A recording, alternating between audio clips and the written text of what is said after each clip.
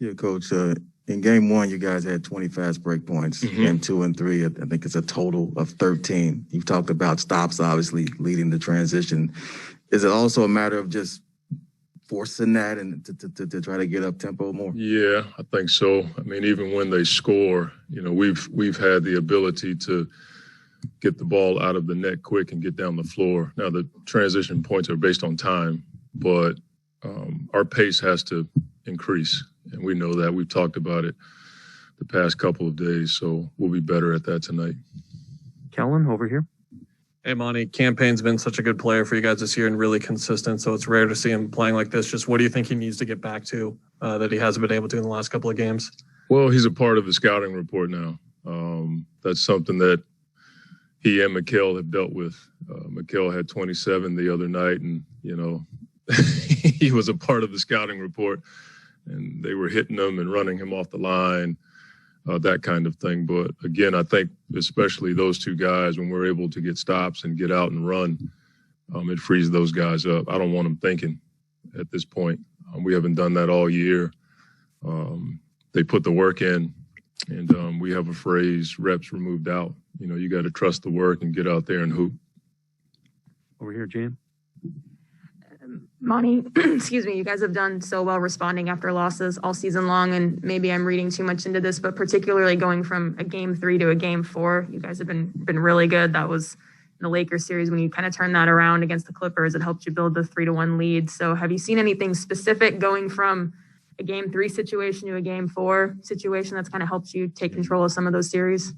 I mean, nothing in particular that is anything different than we've tried to implement all year. We just try to regroup and learn. And we have a bunch of sore losers on our team. I mean, our gym and film sessions are, pretty intense after losses, as I'm sure the Bucks are. You don't get to this point and not know how to regroup from a loss. So I expect the same tonight. On your right, Mark. Hey, Monty, on that note, what is Chris been like with the guys after losses? He's encouraging for sure. He and I are always talking about things that we can do better, all of us.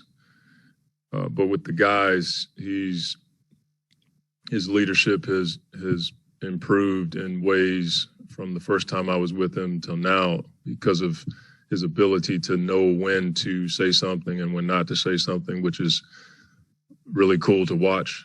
And then, they get together after practice, whether it's at the hotel, on the bus, the card game they have.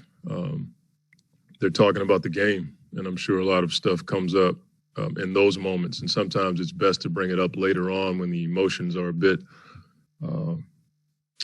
more balanced. So I'm sure, you could ask the other guys better, but that's just what I've seen. He's such an encourager now. Doesn't mean he doesn't tell the truth, but he encourages guys in a way that I didn't see early on or I didn't notice. I'm sure he's always done it, but that's what I notice now. Okay. Next row back. Hey, Monty. You talked about pace earlier, but the flip side of that is they've had 16 or more fast break points in all 3 games. And in terms of half-court defensive efficiency, you guys are actually, holding them pretty well. But how important is your transition defense and just keeping them out of it? Huge. It's not just Giannis. It's all of their guys. First play of the game the other night, we talked about it the other day, like Drew gets a corner 3. We didn't have the heightened awareness in that environment for sure. And we've talked about it for 2 days. They're a pace team as well.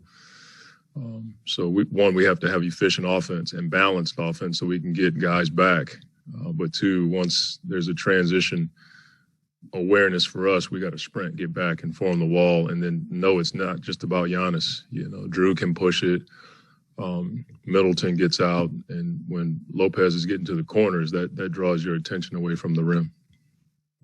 Rachel.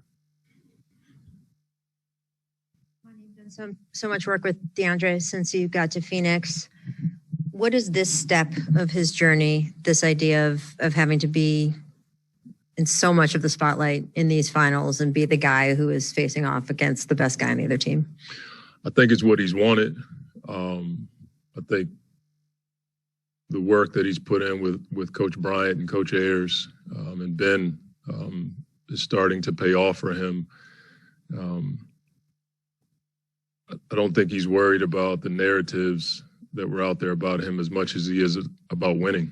You know, I think that's what he really wants. And the thing that I see with DA, his unselfish play, like he has opportunities to score, but he's always looking to make the right play. That tells me he's about winning and not just about himself. But, you know, he and Book being guys who've been together for 3 years, like this is what they've talked about. I'm not sure they thought they'd be in this moment this early, but I know they talked about it a lot. And so if you're going to talk about it, you got to put the work in, and that's what he's done. With most just human beings, when you say, hey, don't do this, don't do this, don't do this, then it's in your head, right? So how do you make sure that his mind, when he goes on the court tonight, isn't just don't foul, don't foul, don't foul?